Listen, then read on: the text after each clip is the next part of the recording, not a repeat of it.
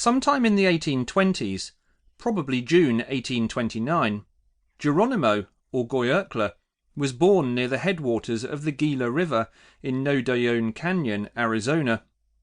Geronimo's people called themselves Bedonkohe and were closely related to the Chien band of Chiricahua, often submitting to their chiefs.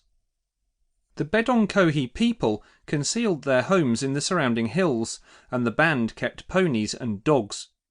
The group farmed small fields in the valleys in the area, raising crops of corn, beans, squash, and melons, but the group protected and tended these plots collectively. In addition to farming small plots, Goyurkla's people hunted game and gathered nuts and berries in the wilderness surrounding their settlement. The Bedonkohe people gathered and cured wild tobacco in the fall, but did not cultivate the plant. Like children everywhere, young Goyurkla, whose name means one who yawns, played hide-and-seek with his 3 brothers and 4 sisters in countryside around their home.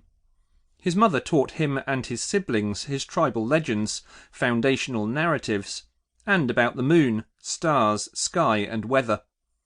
She was also responsible for her children's religious training, and taught Goyurkla to pray to their god, Yusen, for wisdom, health, protection, and strength. Goyurkla's father taught his sons the great war deeds of his people, the joy of the hunt, and the glories found on the path of war. According to legend, the young boy was a naturally gifted hunter who swallowed the heart of his first kill in order to ensure a life of success on the chase. When he was 17 years old, Goyurkla married Alope, giving her father what he described as a herd of ponies for her dowry. The young couple moved into a buffalo skin teepee Goyurkla had prepared near his mother's home. The young warrior had furnished the home with numerous bear skins, mountain lion skins, and other trophies of the hunt.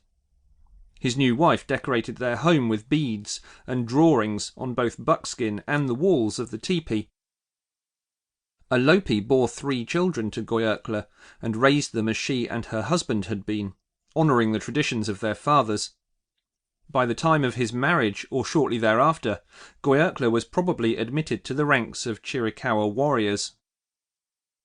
In order to gain acceptance as a Chiricahua warrior, a youth had to accompany war parties on 4 separate expeditions.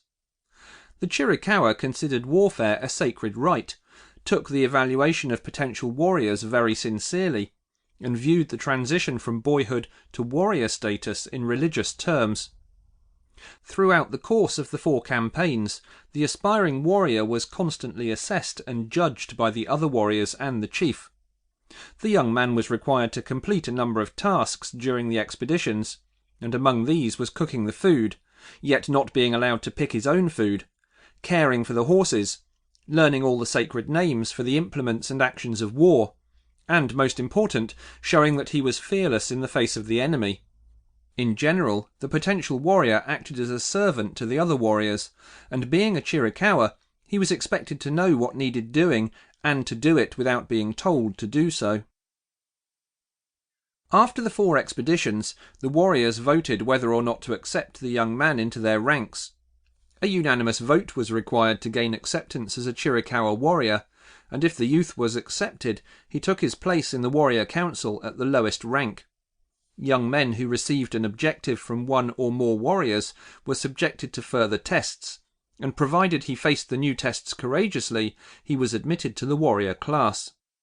This was no small responsibility, and by Goyurkla's time, warriors were largely concerned with defending their settlements and their families against attack.